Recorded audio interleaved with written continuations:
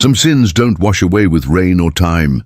They carve themselves into flesh and bone. And when a man finds evil delivered to his doorstep wrapped in human skin, he learns that mercy and rage can live in the same breath. It was the kind of morning that felt wrong before anything happened. The air in the Colorado high country hung thick and still. No birdsong, no wind through the pines. Just a heaviness that pressed down on everything like the sky itself was holding its breath. Marcus Darkwater stood on the porch of his cabin, a tin cup of coffee steaming in his scarred hands, his dark eyes scanning the tree line out of habit more than concern. He had built this place with his own hands 7 years ago, logs he'd felled himself, stones he'd hauled up from the creek bed, every nail driven with the kind of precision that comes from wanting to be left alone.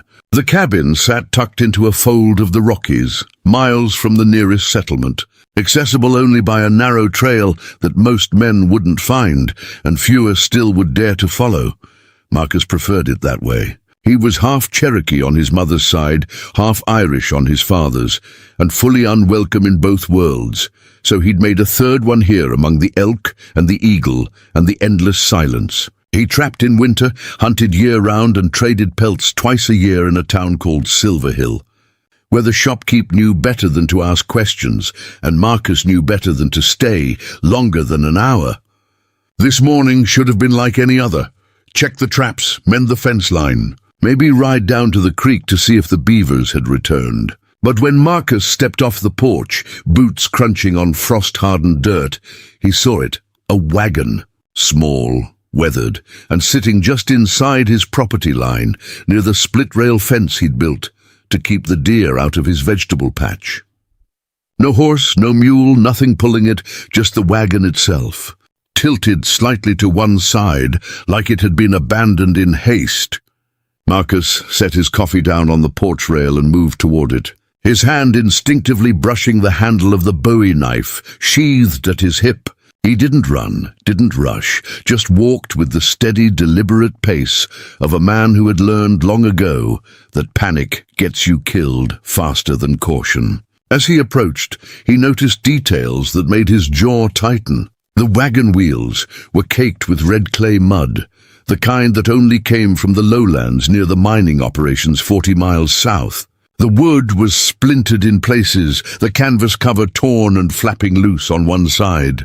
There was something in the bed of the wagon. He could see the shape of it beneath the canvas, small, curved, unmistakably human.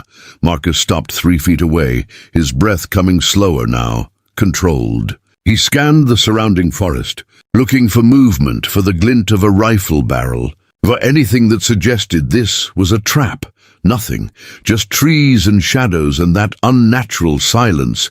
He stepped closer and reached for the canvas. His fingers brushed the coarse fabric, and that's when the smell hit him. Blood, old and dried, mixed with sweat and something else, something sharper, fear maybe, or infection. He pulled the canvas back slowly, inch by inch, and what he found beneath made his blood run cold. She was young. Maybe 22 or 23, with tangled auburn hair matted against her face and neck. Her dress, if you could still call it that, was torn and filthy, stained with dirt and blood and things Marcus didn't want to name. Her wrists were bound with rough hemp rope, the kind used for tying down cargo, and the skin beneath was raw and weeping. Her ankles were tied too, and her feet were bare, the soles cut and blistered, but it was her back that made Marcus's hands shake. The dress had been ripped open from collar to waist, exposing pale skin crisscrossed with deep, deliberate lacerations. Some were old, scarred over and raised. Others were fresh, still seeping. They weren't random. They formed patterns, symbols maybe, or words. Marcus couldn't tell from this angle, but he knew one thing for certain. Someone had taken their time with her. Her eyes fluttered open, pale green and glassy with fever. She looked at him without surprise, without hope, just a dull recognition that another human being was standing over her. Her lips moved, cracked and bleeding, and when she spoke, her voice was barely a whisper, hoarse and broken. "You own me now. Do what you came for."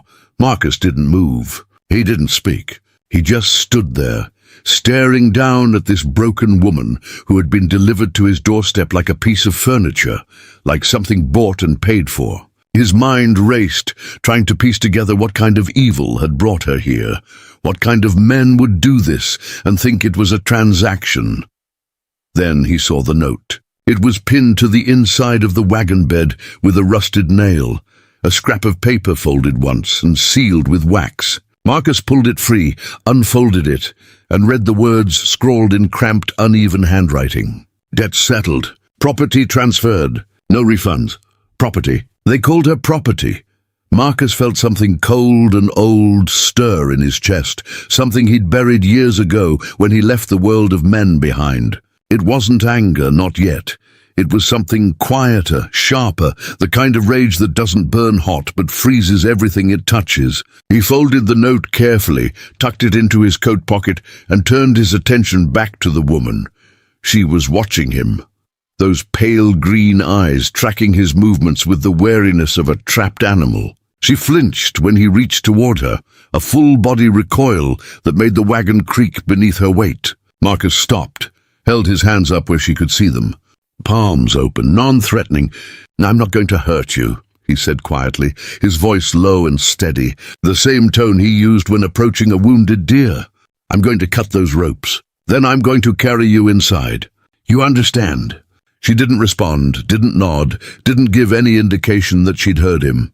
But she stopped flinching, and that was enough. Marcus drew his knife slowly, letting her see it, letting her understand what he was doing before he did it. He sliced through the rope at her wrists first, then her ankles, and the moment she was free, she curled into herself, arms wrapped around her knees, trembling. Marcus sheathed the knife and reached for her. She didn't fight, didn't resist, just let herself be lifted like a rag doll, all dead weight and sharp bones. She couldn't have weighed more than 90 pounds, and when Marcus cradled her against his chest, he could feel every rib, every vertebra pressing through her skin. He carried her toward the cabin, moving carefully, and as he climbed the porch steps, he glanced back at the wagon one last time. Whoever had left her here knew where he lived. They knew his name, or at least knew enough to find him. That meant this wasn't random. This was deliberate, calculated, and that made it 100 times more dangerous. Inside, the cabin was dim and cool, the fire in the hearth reduced to embers. Marcus kicked the door shut behind him and carried the woman to the back room, a small space he used for storage, lined with shelves holding jars of preserves, sacks of cornmeal, and bundles of dried herbs. There was a cot in the corner, a simple wooden frame with a straw mattress, and Marcus laid her down as gently as he could. She didn't make a sound, didn't cry out, just stared at the ceiling with those glassy eyes, breathing shallow and rapid. Marcus stepped back, giving her space, and for a moment he just stood there, unsure of what to do next. He'd patched up plenty of wounds in his time, gunshots, knife cuts, broken bones, but this was different. This wasn't just physical damage. This was something deeper, something that couldn't be stitched or bandaged. He turned and went to the kitchen, filled a basin with water from the barrel by the door, and grabbed a clean cloth from the shelf. When he returned, she hadn't moved, still staring at nothing, her chest rising and falling in shallow bursts. Marcus set the basin down beside the cot and dipped the cloth in the water, wringing it out. "I'm going to clean those wounds," he said, keeping his voice low and even. "It's going to hurt. But if I don't, infection will set in and you won't last 3 days. You understand?" Still no response. Marcus took that as permission and began to work. He started with her wrists, gently wiping away the dried blood and dirt, revealing the raw, angry flesh beneath. She flinched at the first touch, a sharp intake of breath, but she didn't pull away. Marcus worked slowly, methodically, cleaning each wound with care, his hands steady despite the fury building in his chest. When he moved to her back, he had to cut away what was left of her dress. And that's when he saw them clearly. The scars, deep, deliberate, carved with precision. They formed letters, words, a message burned into her skin with a blade. Marcus's jaw clenched as he read them. Whore, liar, worthless. Whoever had done this hadn't just hurt her. They'd tried to erase her, to reduce her to nothing more than the words they'd carved into her flesh. And they'd failed, because she was still breathing, still here, still fighting even if she didn't know it yet. Marcus finished cleaning the wounds, applied a salve made from comfrey root and beeswax, and wrapped her back in strips of clean linen. When he was done, he covered her with a wool blanket and stood, his hands still shaking. He walked to the door, stepped outside, and looked at the wagon again. The sun was higher now, burning off the morning chill, and the forest was waking up. Birds called from the treetops, a squirrel chattered somewhere in the pines. Everything was normal again, except for the wagon and the woman inside, and the note in Marcus's pocket that told him nothing would ever be normal again. He walked back to the wagon, grabbed the handles, and dragged it behind the cabin, where it couldn't be seen from the trail. Then he went to the barn, saddled his horse, a sturdy Appaloosa mare named Sage, and rode down to the creek. He needed to think, needed to figure out what came next, because one thing was certain. Whoever had left that woman at his door would come looking eventually. And when they did, Marcus Darkwater would be ready. When Marcus returned to the cabin 2 hours later, the sun had climbed high enough to cast sharp shadows through the pine branches, turning the forest floor into a patchwork of light and dark. He'd ridden hard down to the creek, following the water south for nearly 3 miles, looking for tracks, for signs of whoever had brought that wagon up the mountain. He found nothing. The ground was too hard, too rocky, and whoever had made the delivery knew how to cover their trail. That bothered him more than he wanted to admit. It meant professionals, or at least men experienced enough to move through wilderness without leaving a trace. It meant they'd been watching him, studying his patterns, knowing when he'd be alone and vulnerable. Marcus had made enemies over the years, men who didn't appreciate his mixed blood or his refusal to pick a side in the endless conflicts between settlers and tribes. But none of them had ever been this bold, this calculated. He dismounted near the barn, unsaddled Sage, and gave her a handful of oats before turning back toward the cabin. Smoke was rising from the chimney, thin and grey against the blue sky. He'd stoked the fire before leaving, wanting to keep the back room warm for the woman. Warmth helped with shock, helped keep the body from shutting down when it had been through trauma. Inside, the cabin smelled of wood smoke and the sharp herbal tang of the salve he'd applied. Marcus moved quietly toward the back room, not wanting to startle her if she was awake. He pushed the door open slowly and found her exactly as he'd left her, curled on her side beneath the wool blanket, eyes closed, breathing steady. For a moment he thought she might be sleeping, but then her eyes opened, tracking him as he stepped into the room. "You came back," she said, her voice still hoarse but stronger than before, as if the simple act of speaking required every ounce of strength she had left. Marcus nodded, crossed to the small table against the wall, and set down the leather satchel he'd brought in from the barn. Inside were more medical supplies, herbs his Cherokee grandmother had taught him to use, plants that grew only in certain parts of the high country, and only if you knew where to look. He pulled out a bundle of dried yarrow, a pouch of willow bark, and a small clay jar filled with honey. "I'm going to make you something for the pain," he said, not looking at her, focusing on the work. "And something to help you sleep. Real sleep, not the kind where you're half awake waiting for the next bad thing to happen." She didn't respond, just watched him with those pale green eyes, wary and calculating. Marcus moved to the hearth in the main room, hung a small iron pot over the fire, and filled it with water from the barrel. He crumbled the yarrow and willow bark into the water, added a spoonful of honey, and let it simmer while he prepared a plate of food. Cornbread left over from yesterday, a slice of smoked venison, and a handful of wild blackberries he'd picked last week. When the tea was ready, he poured it into a tin cup, carried it and the plate back to the small room, and set them both on the floor beside the cot. The woman hadn't moved, but her eyes followed his every motion, suspicious and alert. "You need to eat," Marcus said, gesturing to the plate. "And drink that. It'll help with the fever."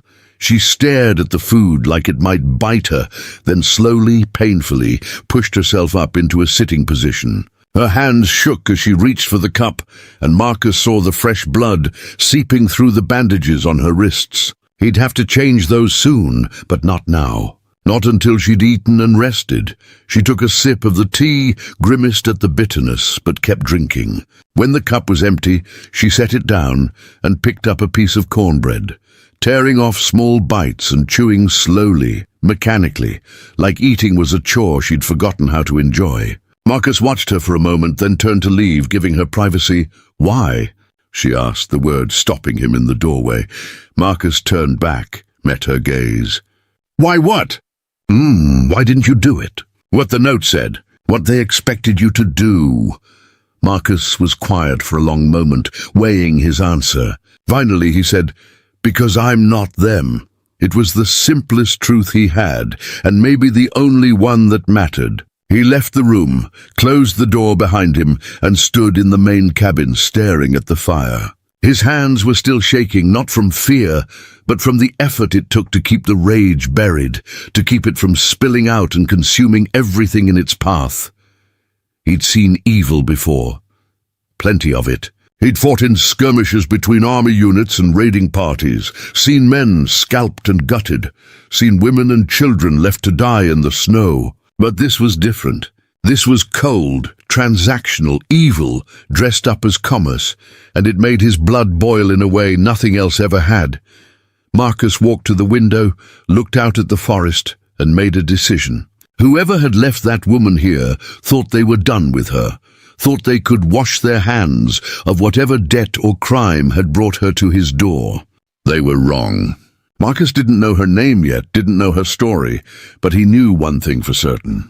She was under his protection now, and anyone who came looking for her would have to go through him first. Outside, the wind picked up, rattling the shutters and sending pine needles skittering across the porch. Somewhere in the distance, a wolf howled long and lonely, and Marcus felt the sound settle deep in his chest. The wilderness had its own justice, its own rules, and men who forgot that rarely lived long enough to regret it.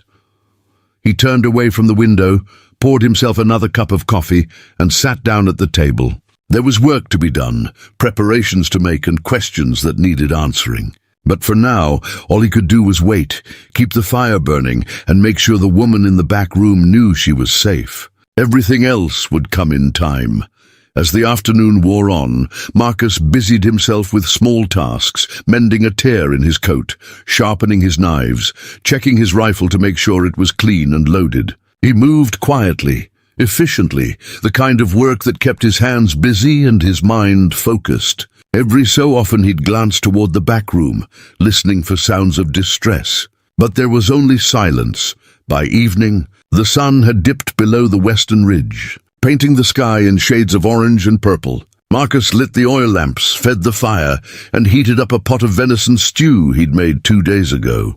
The smell filled the cabin, rich and savory, and for the first time all day, Marcus felt something like normalcy return.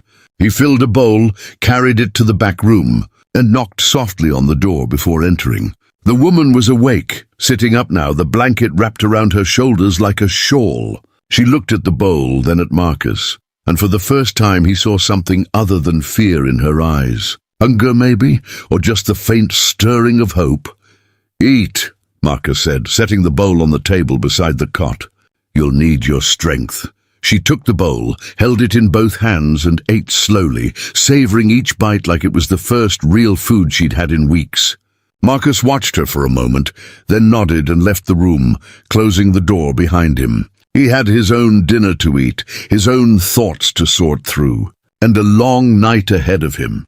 Because out there in the darkness, somewhere beyond the reach of the firelight, men were planning, plotting, deciding what to do about the woman they'd lost and the man who'd taken her in.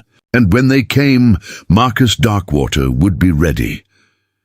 The first 3 days passed in a rhythm of careful distance and unspoken understanding. Marianne Hollis didn't speak much beyond the bare necessities. A nod when Marcus brought food, a whispered thank you that seemed to cost her more than it should. Marcus didn't press her for conversation, didn't ask questions, didn't demand anything that might make her feel like she owed him more than she'd already been forced to give. He kept to his routines with deliberate consistency, rising before dawn to check the traps, returning mid-morning to tend the horses, spending afternoons chopping wood or mending gear. Every task was performed with visible predictability, his boots on the porch announcing his arrival, his movements through the cabin slow and telegraphed so she'd never be startled by his presence. Trust, Marcus understood, wasn't built with words or promises. It was built with patterns, with the steady proof that today would be like yesterday and tomorrow would be the same. On the second morning, when Marcus entered the back room with fresh bandages and a bowl of warm water, he found Marianne sitting upright on the cot, her feet on the floor, testing her weight. She'd managed to stand at some point during the night.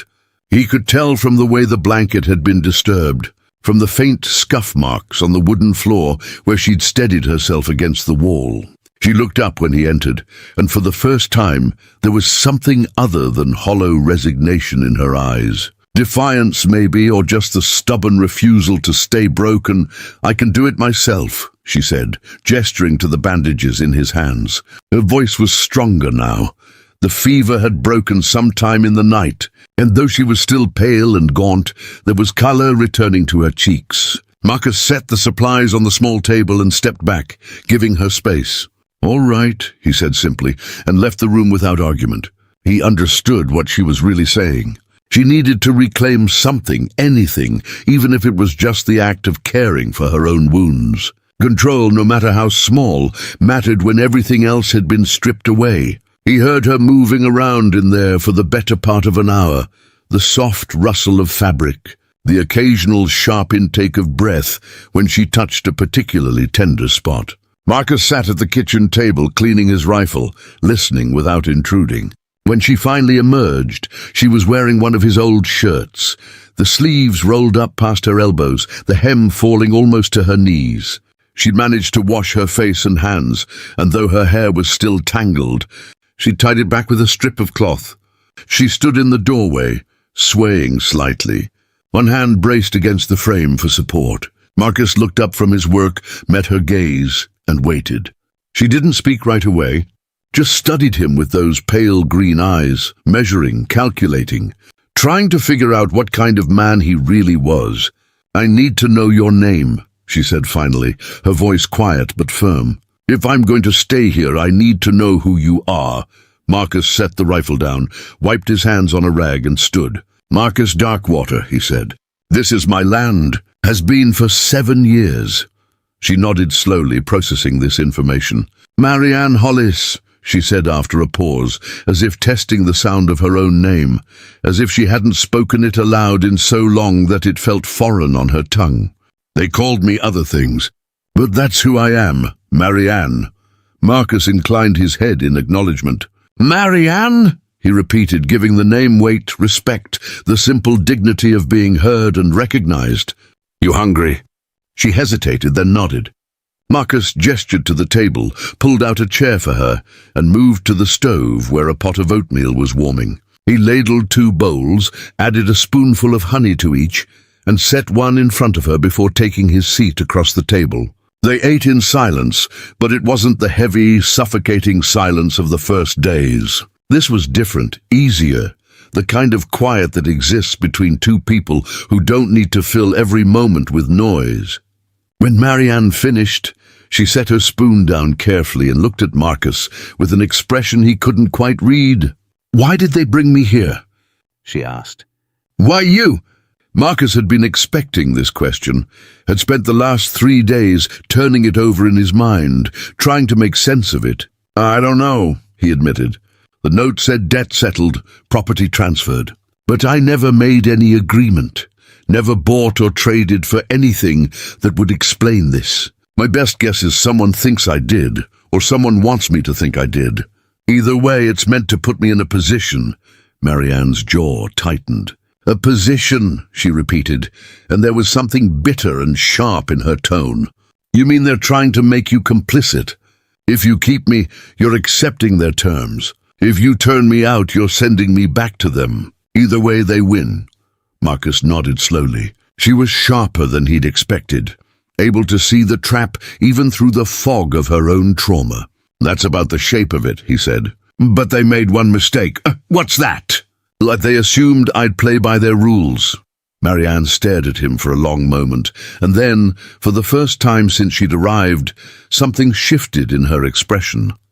Not quite a smile, but close, a faint easing of the tension in her features, as if some small part of her dared to believe that maybe, just maybe, she'd landed somewhere different than all the other places she'd been.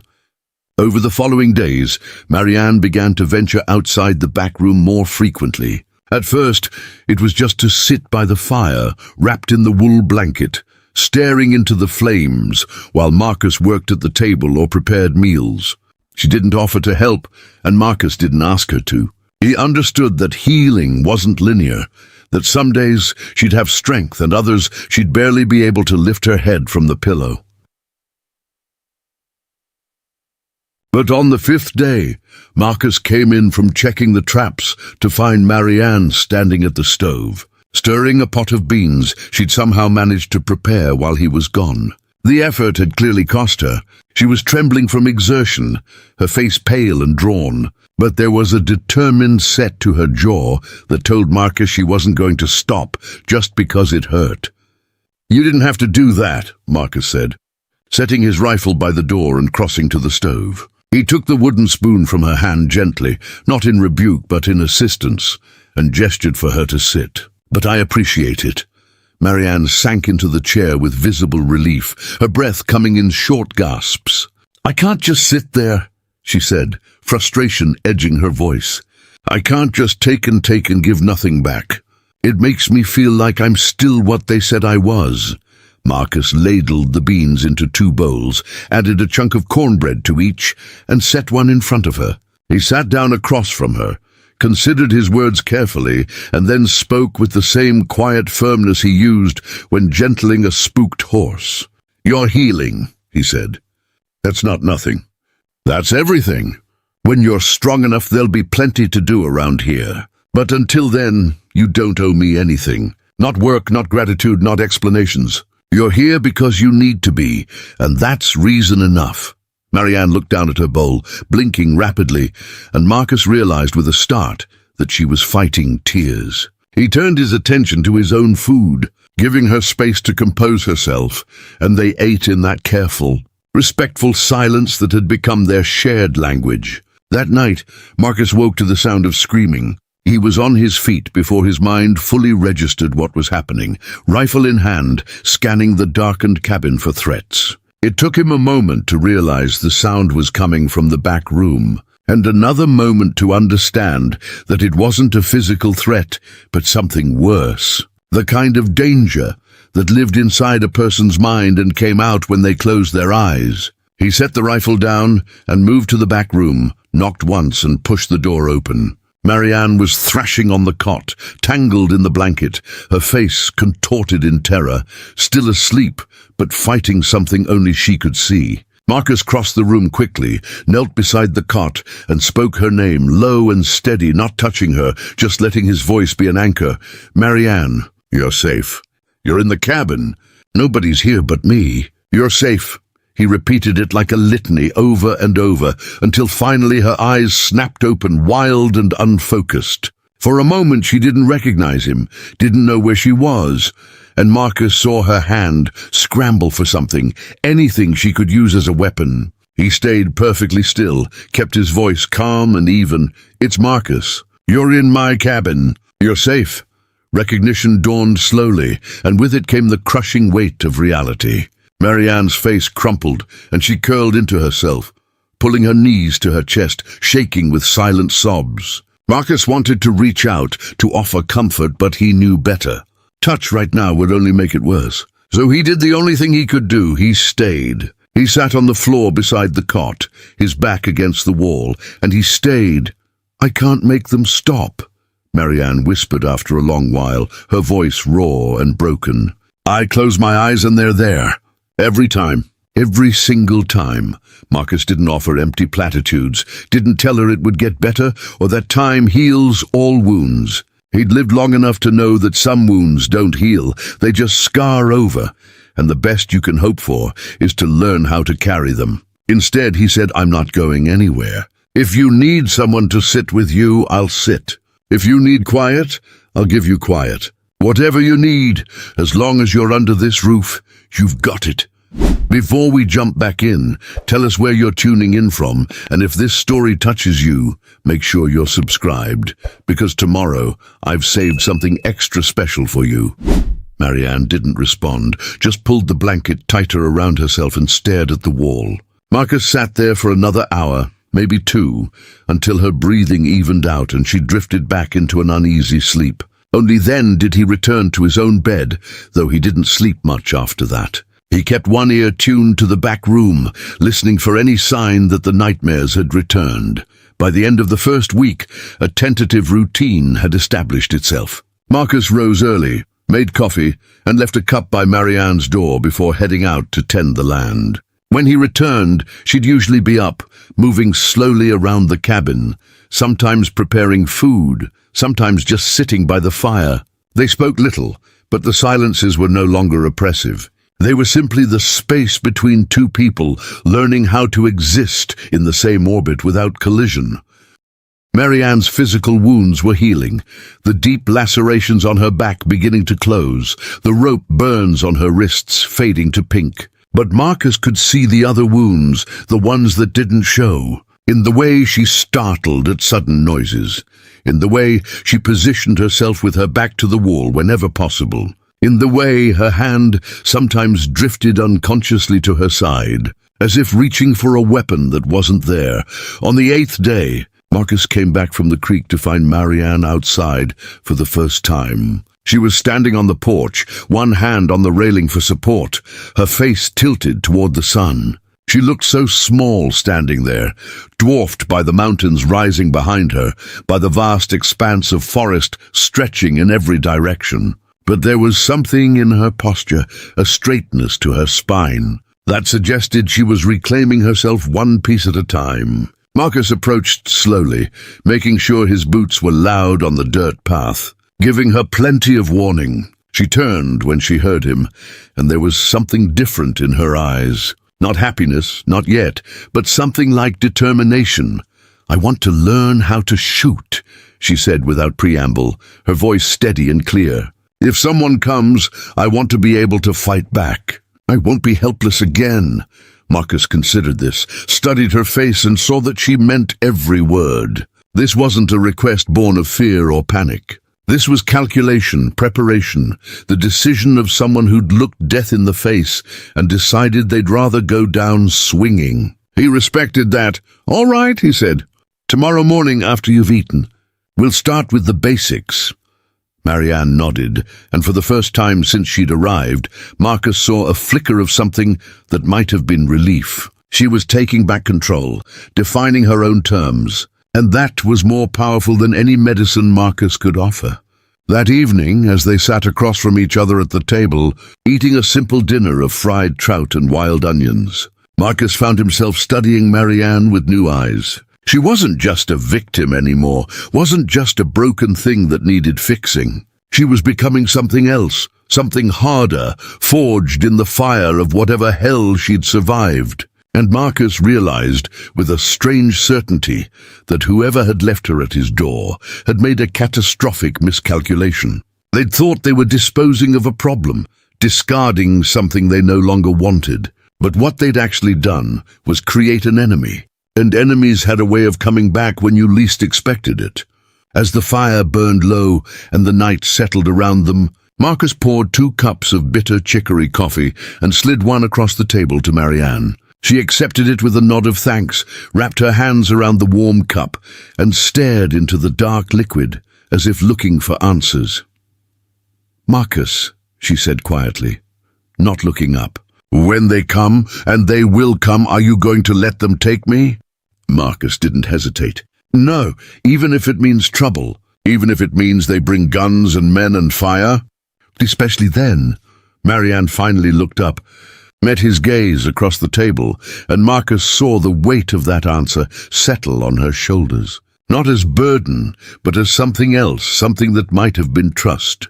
The morning Marcus taught Marianne to shoot started with fog so thick you could barely see 10 feet in any direction. It rolled down from the high peaks like something alive, swallowing the pines and turning the world into a grey, formless void. Marcus stood on the porch, coffee cooling in his hand, watching the mist shift and swirl, and felt an old familiar tension settle between his shoulder blades. Weather like this made men careless, made them think they were hidden when they were just blind.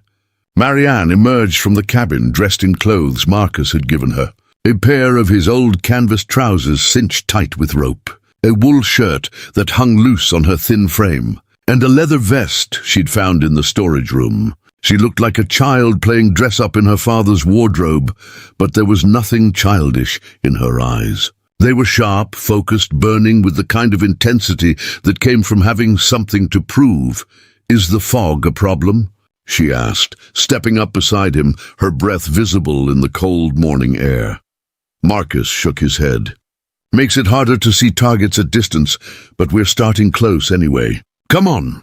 He led her down from the cabin to a clearing about 50 yards south, a flat stretch of land bordered by thick pine on 3 sides. Marcus had set up a makeshift range here years ago, nothing fancy, just a berm of packed earth with various objects propped against it at different distances. Today, he'd arranged 3 wooden posts at intervals of 10, 20 and 30 feet, each one marked with a strip of white cloth so they'd be visible through the fog.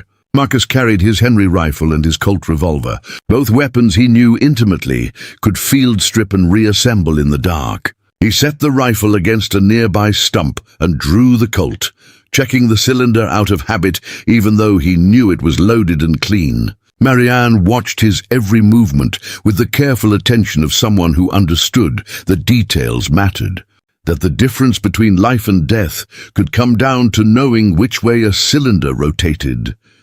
"First thing you need to understand," Marcus said, holding the revolver so she could see it clearly, "is that a gun is a tool. Nothing more, nothing less. It's not magic. It won't protect you just because you're holding it. It'll only do what you make it do, and that requires practice, patience, and respect. You treat it carelessly, it'll kill you as quick as it'll kill anyone else." Marianne nodded, her eyes never leaving the weapon. Marcus continued, walking her through the basics, how to check if it was loaded, how to engage and disengage the safety, how to hold it with both hands to manage the recoil. He demonstrated the proper stance, feet shoulder-width apart, knees slightly bent, arms extended but not locked. Then he fired once at the nearest post, the shot cracking through the fog like a whip, and the white cloth fluttered where the bullet struck 2 inches left of center. "Your turn," Marcus said, engaging the safety and handing her the revolver grip first. Marianne took it with both hands, and Marcus saw her fingers tremble slightly as they wrapped around the wood. Not from fear, he thought, but from the sheer weight of what this represented. She'd been powerless for so long, and now she held something that could equalize any fight, that could make the smallest person as dangerous as the largest. It was intoxicating and terrifying in equal measure. Marcus moved behind her, close enough to guide, but not so close as to crowd. "Stand like I showed you," he said quietly. "Feet apart, weight balanced. Now raise the gun, both hands. Keep your arms firm but not rigid. Look down the barrel, line up the front sight with the rear sight, and put both of those on your target." Marianne did as instructed, her movements careful and deliberate. Marcus could see the concentration etched into every line of her body, the way she bit her lower lip, the way her shoulders tensed with effort. "Now breathe," he said. "In through your nose, out through your mouth. On your next exhale, squeeze the trigger, don't pull it, squeeze it smooth and steady." She breathed once, twice, and on the 3rd exhale she squeezed. The gun roared, the recoil driving her arms up and back, and she stumbled a step before catching herself. The bullet went wide, kicking up dirt 5 feet to the right of the target post. Marianne's face fell, frustration and disappointment warring in her expression. "Again," Marcus said, taking the gun and showing her how to cock the hammer for the next shot. "You jerked at the last second, pulled to the right. Keep your focus on the sight, not on what happens after you shoot." The bullet's already gone. Worrying about it won't change anything. They spent the next hour working through the fundamentals, shot after shot, each one a little better than the last. The fog began to lift as the sun climbed higher, burning away the grey and revealing the mountains in all their stark, brutal beauty. Marianne's arms ached. Marcus could see it in the way she lowered the gun between shots, in the way she rolled her shoulders trying to work out the tension. But she didn't complain, didn't ask to stop, just kept firing until the cylinder was empty, and then watched intently as Marcus showed her how to reload. By the time they finished, Marianne had managed to hit the nearest post 3 times out of 12 shots. Not impressive by any measure, but a start. More importantly, she'd learned to control the flinch, to keep her eyes open when she pulled the trigger, to trust that the gun would do what it was designed to do. Marcus could see the exhaustion in her face, the way her hands shook from fatigue. But he could also see something else, a fierce satisfaction, the knowledge that she'd taken one more step away from helplessness. They walked back to the cabin in comfortable silence, the kind that came after shared effort, and when Marianne finally spoke, her voice was thoughtful, measured. "How many men have you killed?" she asked, not looking at him, keeping her eyes on the path ahead. Marcus had expected this question eventually, knew it would come the moment he put a gun in her hands. He considered his answer carefully, aware that honesty here mattered more than comfort. "Enough," he said finally. "Some in battle, some in self-defense, 1 or 2 that probably could have been avoided if I'd been smarter or faster with my words. Every one of them stays with you, Marianne. Every face, every moment. Killing isn't something you get used to, it's something you learn to carry." Marianne absorbed this in silence, and they continued up the path to the cabin. Once inside, Marcus put coffee on to boil, while Marianne collapsed into a chair at the table, her arms draped across the worn wood, her head resting on her forearms. She looked utterly spent, wrung out in a way that went beyond physical exhaustion. "I need to tell you what happened," she said suddenly, her voice muffled against her arms. "I need you to know why they brought me here, why any of this is happening." Marcus poured 2 cups of coffee, set one in front of her, and sat down across the table. He didn't speak, didn't prompt her, just waited. Some stories couldn't be rushed. They had to be given in their own time, on their own terms. Marianne lifted her head, wrapped her hands around the warm cup, and stared into the dark liquid as if it might give her courage. When she finally began to speak, her voice was low and steady, each word chosen with care, each sentence a small act of defiance against the silence that had held her captive for so long. "I grew up in Kansas," she said. "Small town called Meridian, nothing special. Just farms and churches and people who thought they knew the mind of God. My father was a preacher, my mother died when I was 7, and I learned early that being a preacher's daughter meant you lived in a glass house where everyone could see your sins, but nobody noticed their own." She paused, took a sip of coffee, her hands still trembling slightly. Marcus waited, giving her space to continue at her own pace. "When I was 17, a man came to town. His name was Charles Pemberton, and he was everything my father wasn't. Wealthy, educated, charming in a way that made you feel special just by being in the same room. He was in Meridian on business, something to do with mining claims and railroad rights, and he stayed at the boarding house across from the church. He came to services every Sunday, always sat in the front pew, always made a point of complimenting my father's sermons." Marianne's voice had gone flat, emotionless. The way people talk when they're describing something that happened to someone else, something they've distanced themselves from, just to survive the telling. "He started courting me, brought flowers, wrote letters, took me on chaperoned walks through town. My father approved, thought Pemberton was a godsend, a respectable man who could give me a life better than anything Meridian had to offer. And I believed it, believed him, because I was 17 and stupid and desperate to be anywhere but that glass house." She set the cup down, pressed her palms flat against the table as if bracing herself for what came next. "We were married 3 months later, small ceremony in my father's church. And Pemberton took me to Denver, where he had a house on Capitol Hill, one of those big Victorian mansions with servants and gas lights and more rooms than any two people could ever need. For about a month, it was everything he'd promised: parties, theater, fine dresses, the whole performance.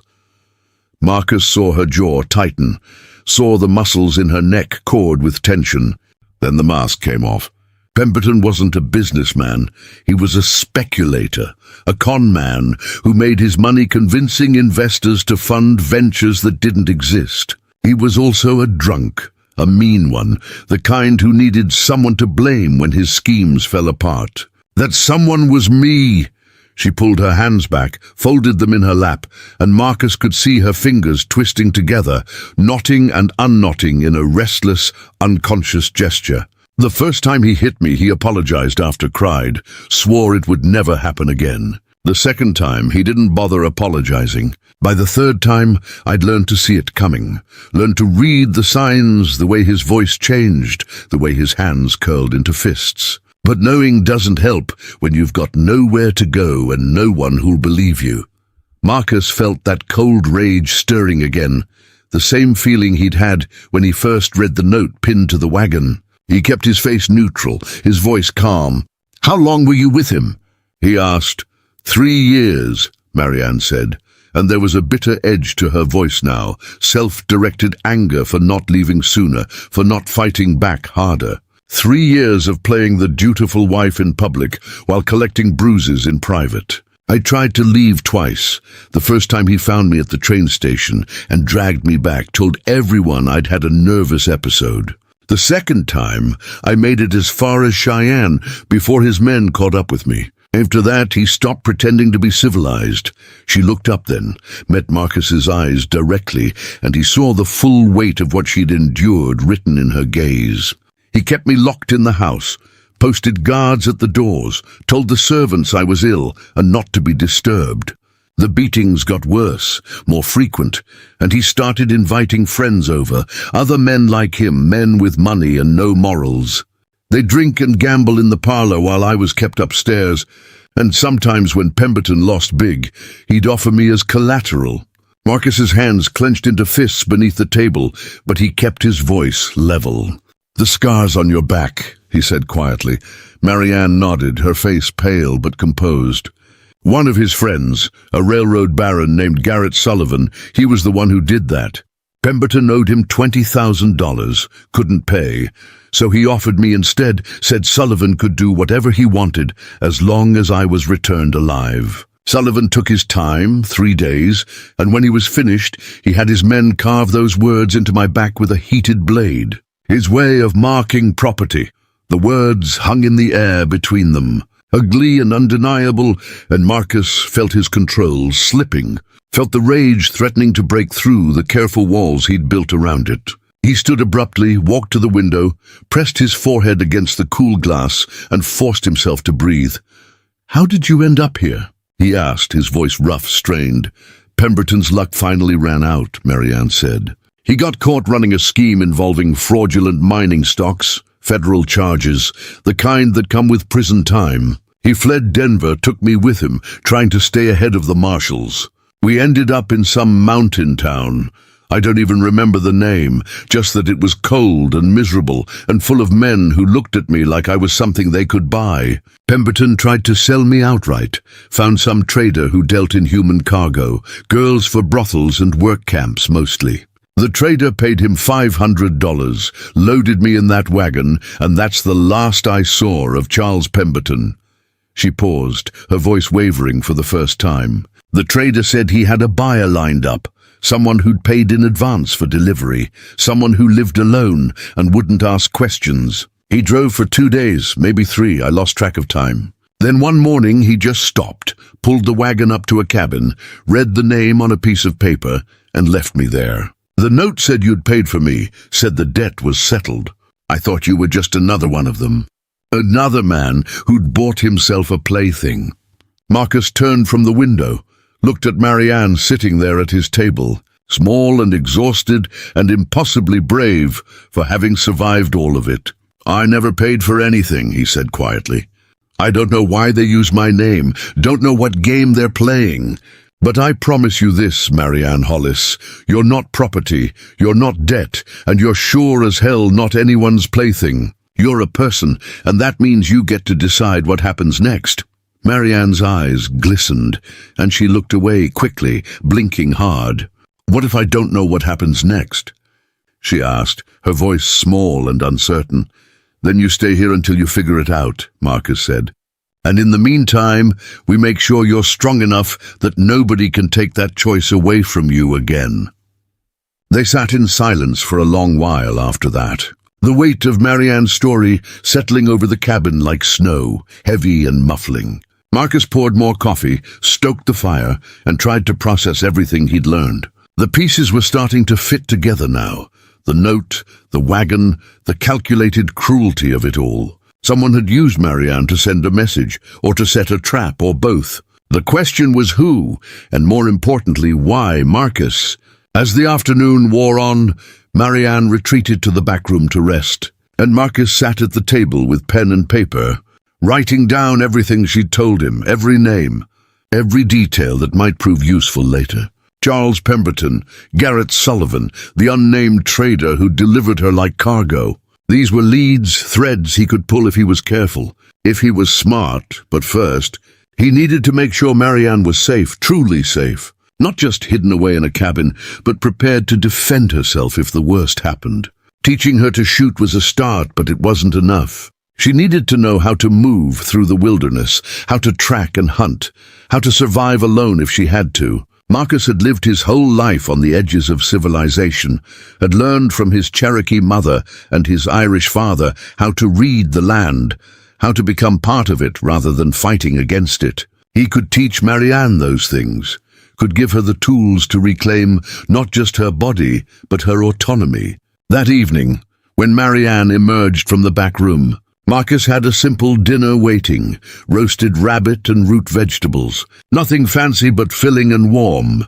They ate together, and for the first time since she'd arrived, the silence between them wasn't heavy with unspoken trauma or careful politeness. It was just silence, comfortable and easy, the kind that exists between two people who've begun to trust each other. After dinner, Marianne helped clean the dishes, moving slowly but surely, and when they were done, she turned to Marcus with a question that seemed to have been building in her all day. "Why are you helping me?" she asked. "You don't know me, don't owe me anything. You could have sent me away, could have taken me to town and let someone else deal with it. Why didn't you?" Marcus dried his hands on a cloth, considered his answer. "My mother was Cherokee," he said finally. "When I was a boy, maybe 8 or 9, soldiers came through our camp looking for runaways from the reservation. They found a girl hiding in our lodge, couldn't have been more than 12, and they were going to take her back, chain her up like an animal. My mother stood between them and that girl, told them they'd have to go through her first." He paused, the memory still vivid after all these years. "The soldiers left without the girl. Not because my mother was intimidating, but because she made them see what they were doing, made them face the choice they were making. She told me later that sometimes the most important thing you can do is stand between cruelty and its victim. Not because you'll win, not because it'll change the world, but because somebody has to, because bearing witness matters." Marianne listened, absorbing this, and when Marcus finished, she nodded slowly. "Your mother sounds like she was a good woman," she said quietly. "She was," Marcus agreed. "And she'd have done for you exactly what I'm doing now. No hesitation, no questions asked." They stood there in the fading light, two people bound together by circumstance and choice. And Marcus realized that somewhere in the last 10 days, this had stopped being about obligation or decency and had become something else entirely, a partnership forged in shared purpose, in the simple recognition that some things were worth fighting for, even when the odds were stacked against you. 2 weeks after Marianne's arrival, Marcus woke to the sound of horses on the mountain trail. It was the kind of sound that didn't belong in his world, multiple animals moving in coordination, their hooves striking rock in a rhythm that spoke of purpose and numbers. He was dressed and armed before his eyes had fully adjusted to the pre-dawn darkness. His Colt strapped to his hip, his Henry rifle in hand, moving through the cabin with the silent efficiency of a man who'd prepared for this moment since the day he found that wagon. Marianne was already awake, sitting upright on her cot, her face pale in the dim light filtering through the window. She'd heard it too, recognized the threat in that distant sound. Marcus moved to her doorway, kept his voice low and calm. "Get dressed, warm clothes, boots. Take the revolver from the drawer and the ammunition pouch beside it. If shooting starts, you go out the back window and head northeast into the heavy timber. There's a cave about 2 miles up, hidden behind a rockfall. You remember the landmarks I showed you?" Marianne nodded, her hands already moving to pull on the clothes she'd laid out the night before, part of the contingency plan they'd discussed but hoped never to use. "What about you?" she asked, her voice steady despite the fear Marcus could see in her eyes. "I'll buy you time," Marcus said simply. "Now move." He left her to prepare and went to the main room, positioned himself at the window where he had a clear view of the approach trail. The sky was beginning to lighten in the east, that grey pre-dawn glow that made everything look washed out and unreal. Marcus counted 4 riders, maybe 5, moving in a tight group up the narrow path. They were taking their time, not rushing, which told him they were either confident or cautious, possibly both. When they were close enough for Marcus to make out details, he felt his jaw tighten. The lead rider was a big man, broad-shouldered and thick through the middle, wearing a long duster coat and a wide-brimmed hat pulled low. Even from a distance, Marcus could see the gun belt strapped across his chest, the rifle scabbard on his saddle. The men behind him were cut from similar cloth, hard-looking characters with the kind of faces you found in mining camps and railroad towns. Men who did ugly work for money and didn't lose sleep over it. They stopped about 50 yards from the cabin, just outside effective pistol range but well within rifle distance. The lead rider dismounted, handed his reins to one of the others, and walked forward alone, his hands visible and empty. Marcus recognized the gesture, a show of peaceful intent that meant absolutely nothing when you had 4 armed men at your back. He watched the man approach, tracking him down the barrel of his rifle. Finger resting lightly on the trigger guard, the man stopped 20 feet from the porch, close enough to talk without shouting, far enough to make a quick retreat if things went wrong. He was older than Marcus had first thought, maybe 50, with a grey, streaked beard and eyes that had seen too much and felt too little. When he spoke, his voice carried the flat, effectless tone of someone stating facts rather than making threats. "Morning," the man said. "Name's Clayton Wade. I'm here on behalf of Mr. Garrett Sullivan of Denver. I believe you have something that belongs to him." Marcus didn't lower the rifle, didn't move from his position behind the window frame. "I don't know any Garrett Sullivan," he called back, his voice carrying clear and cold across the distance. "And I don't have anything that belongs to anybody but me." Wade's expression didn't change, but Marcus saw something flicker in those dead eyes. Calculation, maybe, or just the recognition that this wasn't going to be easy. "Now, I think we both know that's not entirely true," Wade said. "About 2 weeks ago, property was delivered to this location, transferred legally, and paid for in advance. Mr. Sullivan has documentation showing clear chain of ownership. All we want is to collect what's ours and be on our way. Nobody needs to get hurt." Marcus felt the rage building again, that cold fury that had been simmering since he'd first read those words carved into Marianne's back. "Property," he said, and his voice had gone quiet, dangerous. "You call a human being property?" Wade shrugged, a casual gesture that somehow made him more menacing. "I don't make the rules, friend. I just enforce them. Now you can make this easy and send her out, or you can make it hard. Either way, we're not leaving without her." "Then you're not leaving," Marcus said, and he raised the rifle to his shoulder, sighting down the barrel at Wade's chest. "Because she's not going anywhere with you." For a long moment, nobody moved. Wade stood there in the growing light, weighing his options, measuring the distance between himself and cover, calculating odds. Finally, he took a slow step backward, then another, his hands still visible. "That's a mistake," he said, his voice still flat, still emotionless. Mr. Sullivan doesn't accept mistakes kindly. You've got until noon to reconsider. After that, we come in and take what's ours, and whatever happens is on your head." He turned and walked back to his horse, mounted up, and the group retreated down the trail, disappearing into the trees. Marcus watched them go, his rifle still raised, his body tense and ready. Only when they were completely out of sight did he lower the weapon and step away from the window. Marianne emerged from the back room, fully dressed, the Colt revolver held properly in both hands, her face set in grim determination. "They're coming back," she said, and it wasn't a question. Marcus nodded. "Before noon, probably sooner. Wade's type doesn't like waiting, doesn't like having his authority challenged. He'll try to make an example, show everyone else what happens when you refuse to cooperate." "Then we should leave," Marianne said. "Get ahead of them, lose them in the mountains." Marcus considered this, weighed the tactical advantages of retreat versus defense. "We could try," he said slowly. "But they know this country now, or at least they know enough. They'll track us, run us down eventually. And out there in open terrain, their numbers give them too much advantage. Here we've got walls, cover, high ground. We've got a chance." Marianne absorbed this, her fingers tightening on the revolver grip. "So we fight," she said. "We fight," Marcus confirmed. "But smart, not desperate. They want you alive, that's our edge. They'll try to take the cabin without burning it, try to flush us out rather than kill us outright. That gives us options, room to maneuver." Preparing and narrating this story took us a lot of time, so if you are enjoying it, subscribe to our channel. It means a lot to us now. Back to the story. He moved through the cabin quickly, securing shutters, checking ammunition stores, filling water buckets in case of fire. Marianne helped without being asked, her movements efficient and purposeful, the fear still there but controlled, channeled into action.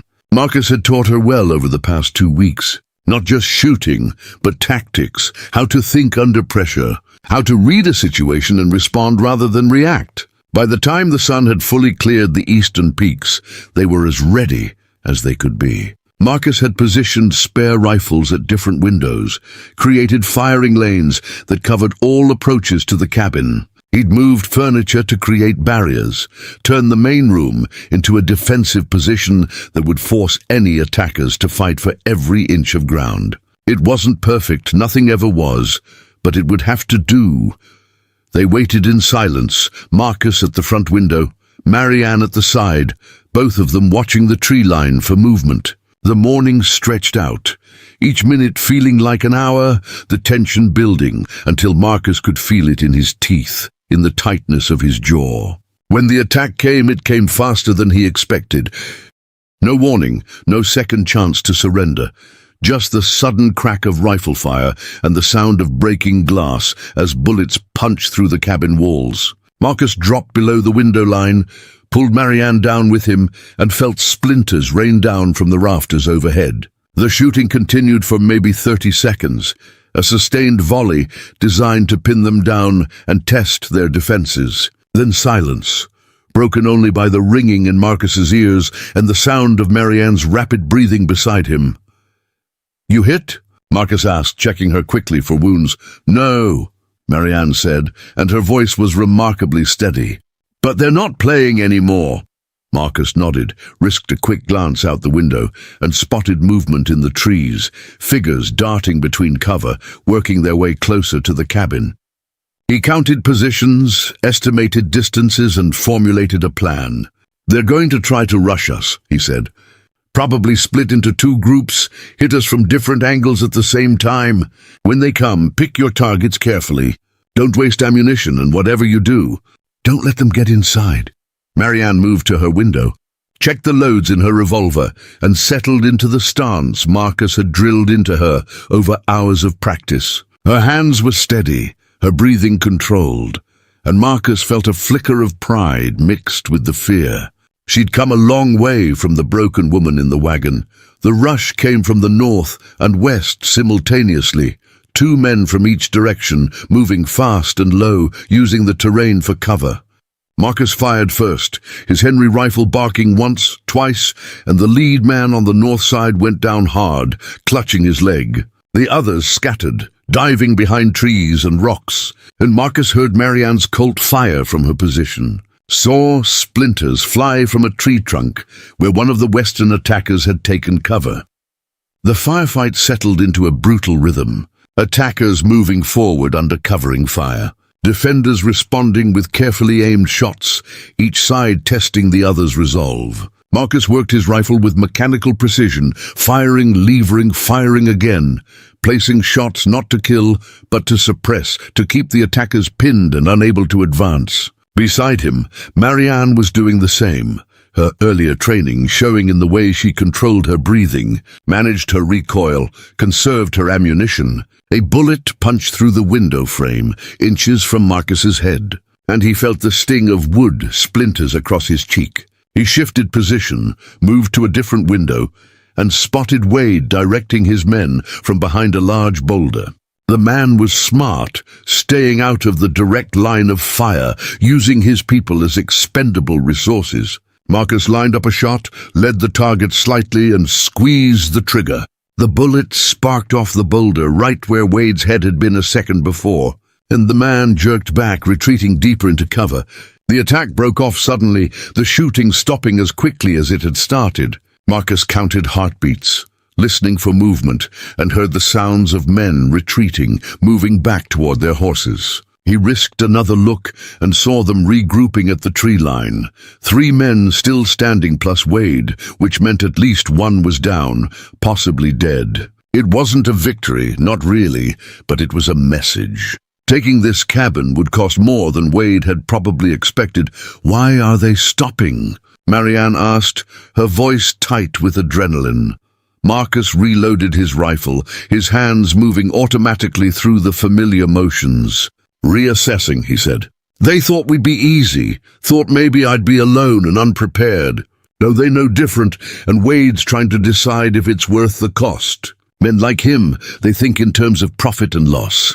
Right now, the loss column is starting to look too big, but even as he said it, Marcus knew they weren't done. Wade had come too far, invested too much time and reputation to walk away empty-handed.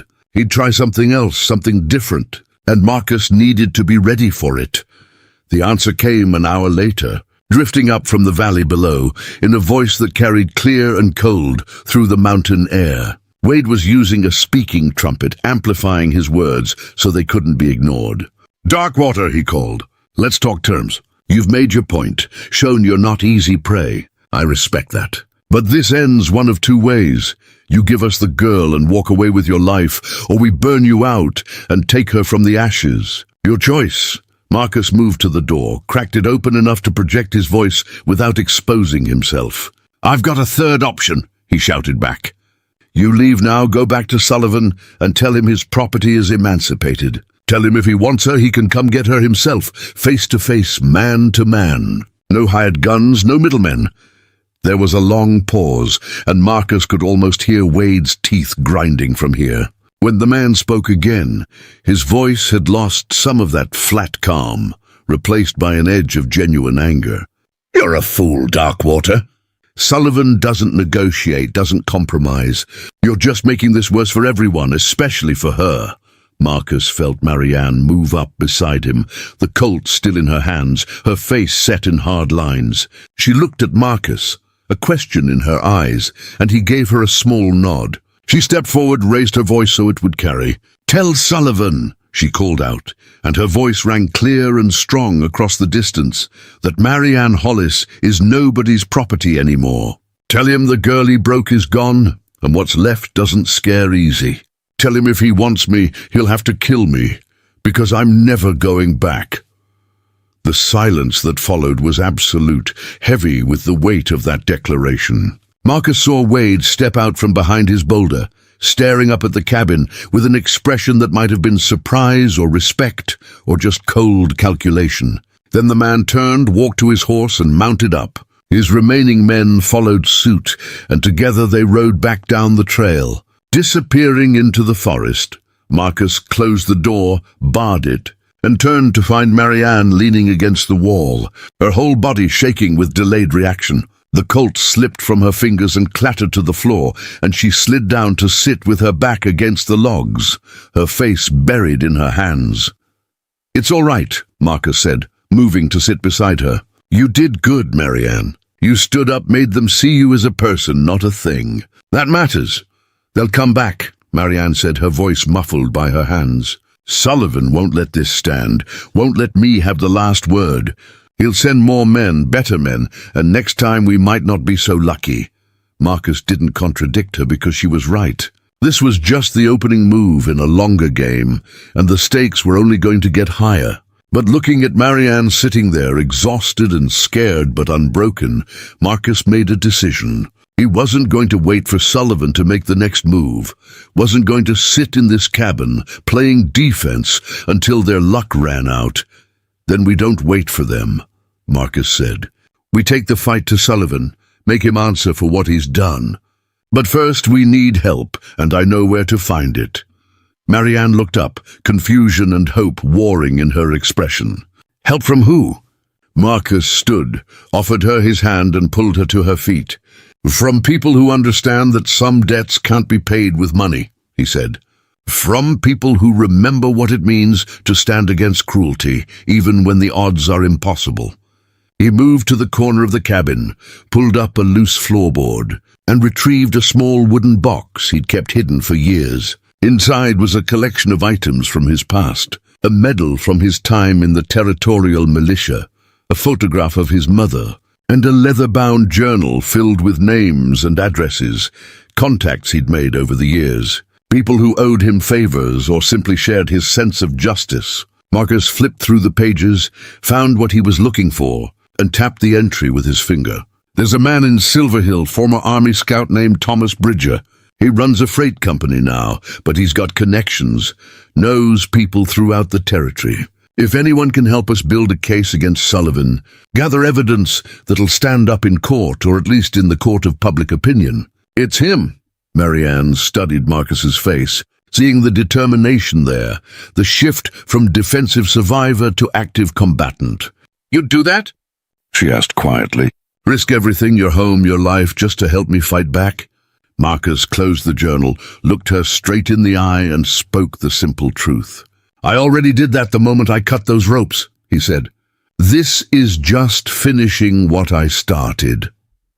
They left the cabin before dawn the next morning, taking only what they could carry on horseback and what they'd need to survive a hard ride through mountain country.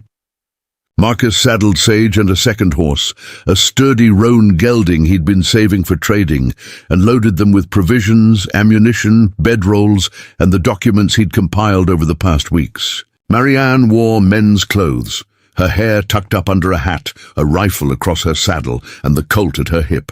To anyone watching from a distance, she might have passed for a young ranch hand. Just another rider in a territory full of them.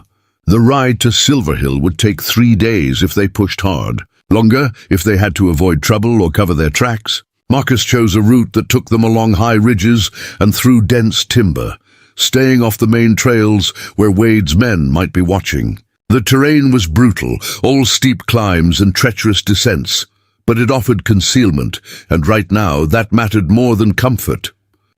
They rode in silence for the first few hours, both of them scanning the forest for signs of pursuit, listening for sounds that didn't belong. The morning was cold and clear, the kind of weather that made everything sharp and vivid, every pine needle distinct, every bird call carrying for miles. Marcus set a steady pace, not so fast as to exhaust the horses, but fast enough to put distance between them and anyone who might be following. By midday, they'd covered nearly 15 miles, climbing up through a series of switchbacks that brought them to a high meadow ringed with granite outcroppings. Marcus called a halt, dismounted, and led the horses to a small stream that cut through the grass. While the animals drank, he pulled out his field glasses and spent 10 minutes studying the valley below, looking for dust clouds, for movement, for anything that suggested they weren't alone.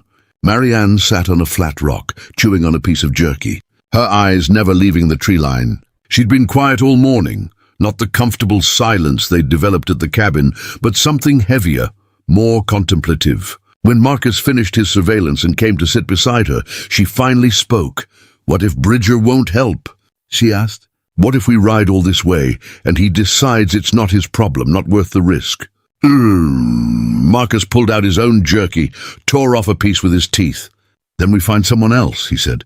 "And if nobody helps, we do it ourselves. But I don't think that'll happen. Tom Bridger is a lot of things. Stubborn, opinionated, impossible to work with when he's got his mind set. But he's not the kind of man who turns away from a fight when the cause is just." "You trust him," Marianne said, and it wasn't quite a question. "I trust that he'll do what he thinks is right," Marcus replied. "And I trust that once he hears your story, once he understands what Sullivan is, he'll see this the same way I do, as something that can't be ignored." They rested for another 20 minutes, then mounted up and continued east, following game trails that wound through stands of aspen and across rocky slopes where the horses had to pick their way carefully between boulders. The sun climbed higher, the temperature rose, and Marcus felt sweat soaking through his shirt despite the altitude. Behind him, Marianne rode with the kind of focused concentration that came from understanding the stakes, from knowing that every mile they covered was another mile closer to either salvation or ruin. Late in the afternoon, they descended into a narrow canyon where a creek ran fast and cold over smooth stones. Marcus led them upstream for half a mile, then turned off onto a barely visible path that climbed the canyon wall. It was a route he'd used years ago when he was still doing scout work for the army. A hidden trail that led to a small cave system where they could spend the night, concealed from view. The cave was exactly as Marcus remembered it, a shallow opening in the rock face that went back maybe 20 feet, high enough to stand in, wide enough for 2 people and their gear. There was evidence of old fires near the entrance, charcoal and ash from travelers who'd used this place over the years, and Marcus quickly determined that no one had been here recently. He led the horses inside, unsaddled them, and set about making camp while Marianne gathered firewood from the surrounding forest. By the time full darkness fell, they had a small fire burning near the cave entrance, positioned so the smoke would dissipate against the rock ceiling before drifting outside. Marcus heated water for coffee and warmed up beans and salt pork in a pan, simple food that tasted like a feast after a day in the saddle. They ate in the flickering firelight, their shadows dancing across the cave walls, and for a while neither of them spoke. It was Marianne who broke the silence, her voice soft but steady. "Tell me about Thomas Bridger," she said. "How do you know him? Why do you think he'll help?" Marcus set his empty plate aside, poured himself more coffee from the battered pot. "Met him during the war, or what passed for war out here. Skirmishes between army units and various tribal groups. Tom was a civilian scout, one of the best, could track anything on 2 legs or 4, read terrain like most men read newspapers. I was assigned to his unit for about 6 months, and we worked well together, understood each other without needing to talk everything to death." He paused, sipped his coffee, the bitter taste grounding him in the present, even as he reached back into memory. There was an incident. A village that got caught between 2 forces, civilians who had nothing to do with any of it, but ended up paying the price anyway. Tom and we tried to stop it, tried to get people to see reason. But sometimes reason doesn't matter when blood's up and everyone's looking for revenge. We managed to get some folks out. Maybe 20 people, mostly women and children, got them to safety before the worst happened. Marianne listened intently, her face shadowed in the firelight. "And after that?" she asked. "After that, Tom left the army, said he'd had enough of watching good intentions turn into bad outcomes. He settled in Silver Hill, started running freight, built up a business. But he never forgot what we saw, never stopped believing that sometimes you have to stand between cruelty and its victims, even when it costs you. That's why I think he'll help, because this is exactly the kind of fight he understands." Marianne nodded slowly, absorbing this. "And if he says no? If he thinks it's too dangerous or too complicated?" Marcus met her gaze across the fire, his expression serious. "Then we keep going anyway," he said. Because some things are worth fighting for regardless of the odds, and you're one of those things, Marianne. Your freedom, your right to live without fear, your chance to be something other than what men like Sullivan tried to make you. That's worth any risk. The words hung in the air between them, and Marcus saw something shift in Marianne's expression, a softening, a recognition of the weight behind what he'd just said. She looked down at her hands, at the calluses that had formed from 2 weeks of hard work and harder lessons. And when she looked up again, there were tears tracking down her cheeks. "No one's ever fought for me before," she said quietly. "My father sold me to Pemberton because it was convenient, because it made him look good in front of his congregation. Pemberton sold me to Sullivan because I was easier to trade than the money he owed. Even before all that, when I was just a girl, I was something to be managed, controlled, kept in line. But you barely know me, and you're willing to risk everything. I don't understand why." Marcus stood, walked to the cave entrance, and stared out at the stars, beginning to emerge in the darkening sky. "My mother used to say that we're all connected, that what happens to one person echoes through everyone around them. She believed that standing by and doing nothing when you see injustice makes you complicit in it, makes you part of the problem. I guess I believe that too, or at least I try to live like it's true." He turned back to face Marianne, his silhouette backlit by starlight. "But it's more than philosophy, Marianne. It's personal. When I found you in that wagon, when I saw what they'd done to you, something in me recognized something in you. 2 people who didn't quite fit in the world they were born into, who had to make their own place on the margins. Maybe that's presumptuous. Maybe I'm seeing connections that aren't really there. But I know what it's like to be treated as less than human, to have people look at you and see only what they want to see, not who you actually are. And I decided a long time ago that I wouldn't let that happen to anyone else if I could prevent it." Marianne stood as well, moved to join him at the cave entrance. They stood side by side, looking out at the vast darkness of the mountains, at the pinprick lights of distant stars. "Thank you," she said simply, and the 2 words carried more weight than any grand declaration could have. They kept watching shifts that night, 2 hours on, 2 hours off. Marcus taking the first shift, while Marianne slept wrapped in her bedroll near the dying fire. The night was quiet, just the usual sounds of the wilderness, owls hunting, small animals rustling through the undergrowth, the occasional distant howl of a wolf. Marcus sat at the cave entrance, his rifle across his knees, and thought about what lay ahead. Silver Hill was a rough town, the kind of place where money talked and questions were discouraged. Thomas Bridger had built his freight business by being reliable and discreet, by moving goods for people who valued both qualities. Getting him involved in this fight would mean asking him to risk not just his safety, but his livelihood, his reputation, everything he'd built over the past decade.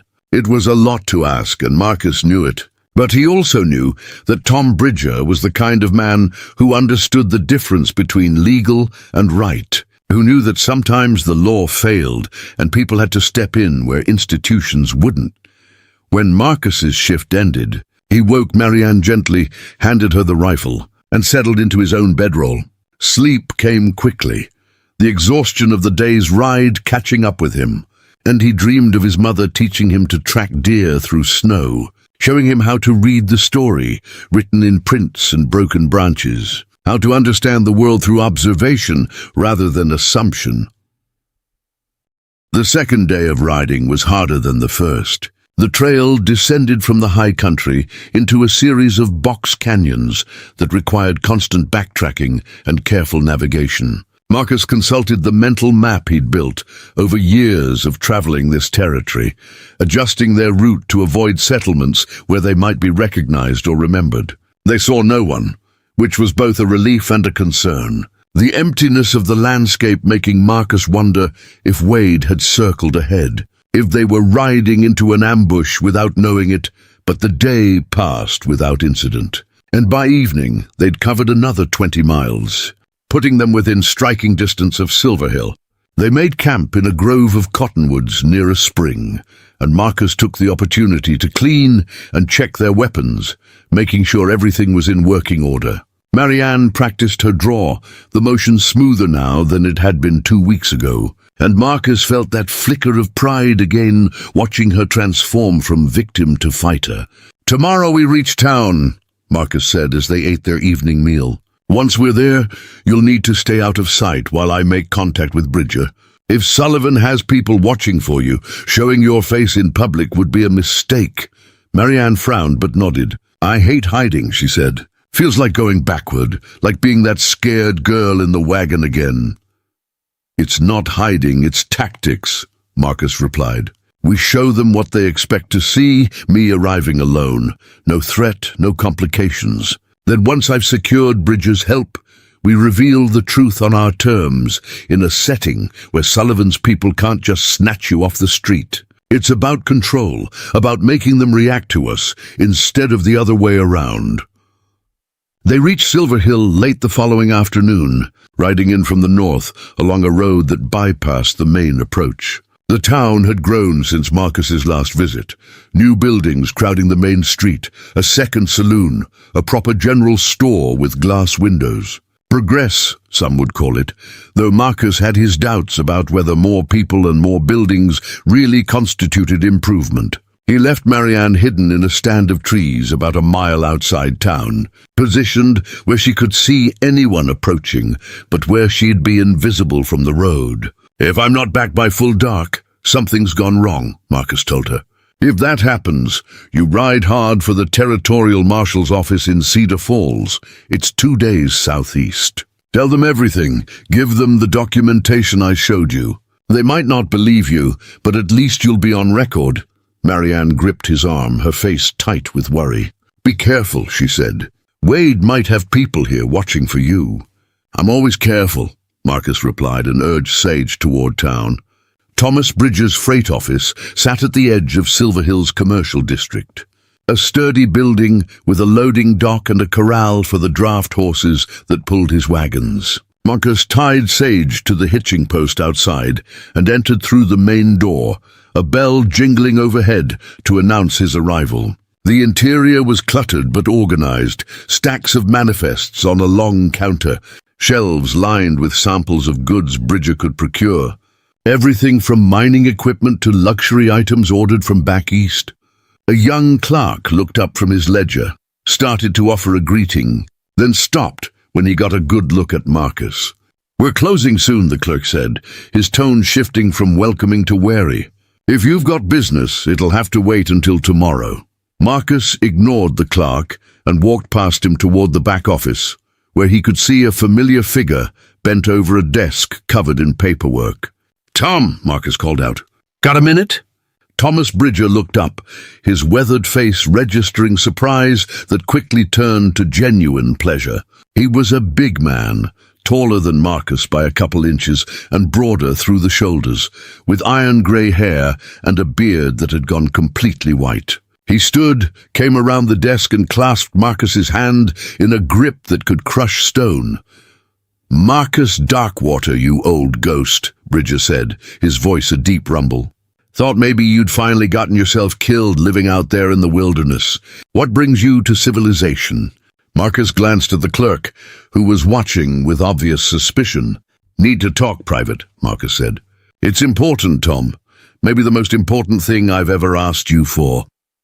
Bridger's expression shifted, the jovial reunion replaced by serious attention. He looked at the clerk, jerked his thumb toward the door. "Charles, head home. We'll finish the inventory tomorrow." The clerk protested, started to argue about leaving early, but one look from Bridger silenced him. He gathered his things and left, the bell jingling again as the door closed. Bridger waited until the sound of footsteps faded, then gestured Marcus into the back office and shut the door. "All right," Bridger said, settling into his chair and fixing Marcus with a penetrating stare. "Talk. And don't leave anything out, because I can tell from your face that whatever this is, it's bad." Marcus told him everything. About finding Marianne in the wagon, about the note and the scars, about Wade's attack and their decision to fight back rather than run. He laid out the documentation, the names, the connections he'd pieced together between Pemberton and Sullivan, and the network of men who traded in human misery. He spoke for nearly an hour, and Bridger listened without interruption, his face growing darker with each revelation. When Marcus finished, Bridger was silent for a long moment, staring at the papers spread across his desk. Finally, he looked up, and Marcus saw something in his old friend's eyes that he recognized. The same cold fury that had driven them both to try saving that village years ago. "Sullivan," Bridger said, and the name came out like a curse. "I know who he is. Everyone in the territory does. Railroad money, political connections, the kind of man who thinks laws are suggestions for people less important than him. Taking him on, Marcus, that's not a fight you win. That's a fight you survive if you're lucky." "I know," Marcus said quietly. "But I'm asking anyway. Will you help?" Bridger stood, walked to his window and looked out at the darkening street. "You remember what I told you after that village?" he asked. "After we got those people out?" "You said some fights are worth losing," Marcus replied. "That's right," Bridger said. "Some fights are worth losing because the alternative, doing nothing, letting evil happen without resistance, that's worse than any defeat. So yes, Marcus, I'll help. But we do this smart. We build a case that can't be ignored.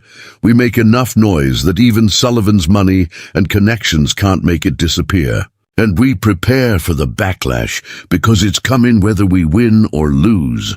Marcus felt tension he hadn't known he was carrying release from his shoulders. "Thank you, Tom," he said. Bridger turned from the window, extended his hand again. "Don't thank me yet," he said. "This is just beginning, and it's going to get worse before it gets better. Now where's this woman you've been protecting? I want to hear her story directly, and I want to look her in the eye when she tells it. Because if we're going to war, I need to know what we're fighting for." Thomas Bridger's plan unfolded over the next 3 weeks with the careful precision of a military campaign. He'd secured a room for Marianne above a general store owned by his sister, a formidable woman named Catherine, who asked no questions and made it clear that anyone trying to get past her would regret the attempt. Meanwhile, Marcus and Bridger worked from the freight office, compiling evidence, tracking down witnesses, building a case that would stand up not just in a court of law, but in the court of public opinion. The first breakthrough came when Bridger located a former employee of Charles Pemberton's household, a housekeeper named Mrs. Eleanor Shaw, who'd been dismissed after she'd witnessed too much. She was living in a boarding house on the edge of town, working as a seamstress, trying to rebuild a life that Pemberton's cruelty had nearly destroyed. When Marcus and Bridger approached her, she was suspicious at first, afraid that talking would bring retribution. But when Marianne sat down with her, when Mrs. Shaw saw the scars and heard the story told in Marianne's own steady voice, something changed. "I saw things in that house," Mrs. Shaw said, her hands trembling as she held a cup of tea Catherine had brought. "Things that kept me awake at night, things I tried to convince myself weren't as bad as they seemed. But they were. Mr. Pemberton, he had a ledger, kept it locked in his study. I saw it once when I was cleaning, saw pages filled with names and numbers. It wasn't accounts, it was people. Women mostly, a few men, all of them listed with prices beside their names like they were livestock." Bridger leaned forward, his voice gentle but insistent. "Do you know what happened to that ledger? Is it still in Denver?" Mrs. Shaw shook her head. "When Mr. Pemberton fled, he took it with him. But I remember some of the names, and I remember seeing correspondence between him and Mr. Sullivan, letters arranging transfers, discussing payments, using language that seemed like business, but was really about buying and selling human beings." Over the following days, they tracked down more witnesses, people who'd been peripherally involved in Sullivan's operations, drivers who'd transported cargo they weren't supposed to question, clerks who'd processed paperwork that didn't quite add up. Each piece of testimony added another layer to the picture they were building, a systematic network of exploitation that stretched across 3 territories and involved some of the wealthiest, most powerful men in the region. But evidence alone wasn't enough. Bridger understood that going after Sullivan through official channels would be slow and uncertain, corrupted by money and influence at every level. What they needed was something more immediate, more public, a confrontation that would force Sullivan to show his hand in a setting where he couldn't simply make problems disappear. Bridger proposed a territorial assembly meeting scheduled for the following month in Denver, a public forum where citizens could bring grievances before elected officials and the press. If they could get Marianne's story heard there, if they could present their evidence in a way that couldn't be ignored or suppressed, they might force action. "It's risky," Bridger admitted during one of their late-night planning sessions in his office. "Sullivan will have people at that assembly, might even be there himself. If he realizes what we're doing before Marianne gets to speak, he could shut it down, or worse."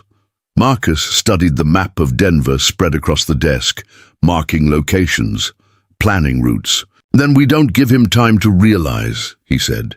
"We arrive the day of the assembly, get Marianne inside before anyone knows she's there, and once she's at that podium with witnesses and press watching, Sullivan won't be able to touch her without exposing himself." Marianne, who'd been sitting quietly in the corner listening to them strategize, finally spoke up. "And if he doesn't care about exposure? If he decides that silencing me is worth whatever consequences come after?" It was the question they'd all been avoiding, the central risk that made this entire plan feel like walking a tightrope over a canyon. Marcus met her gaze across the room, saw the fear there but also the determination, and he made a decision. "Then we make sure you're protected," Marcus said. "Not just by me and Tom, but by people Sullivan can't intimidate or buy off. I'm going to reach out to some old contacts, former Army scouts, territorial rangers, men who understand duty and won't back down from a fight. We'll have them positioned throughout that assembly hall, watching every entrance, every exit. Sullivan makes a move, he'll find himself surrounded by people who won't hesitate to put him down." Bridger nodded slowly, appreciating the logic. "I can contribute to that," he said. "I've got drivers and guards who work for me. Good men who hate what Sullivan represents. Give me a week, and I'll have a dozen armed and ready." The plan took shape over countless hours of detailed preparation, contingencies within contingencies, backup plans for the backup plans. They arranged for safe houses along the route to Denver, secured transportation that couldn't be easily traced, and compiled their evidence into a presentation that was clear, compelling, and impossible to refute. Marianne practiced her testimony, learning how to tell her story in a way that was both emotionally powerful and factually precise. How to answer hostile questions without breaking. How to stand in front of strangers and speak truth to power. During this time, Marcus watched Marianne continue her transformation.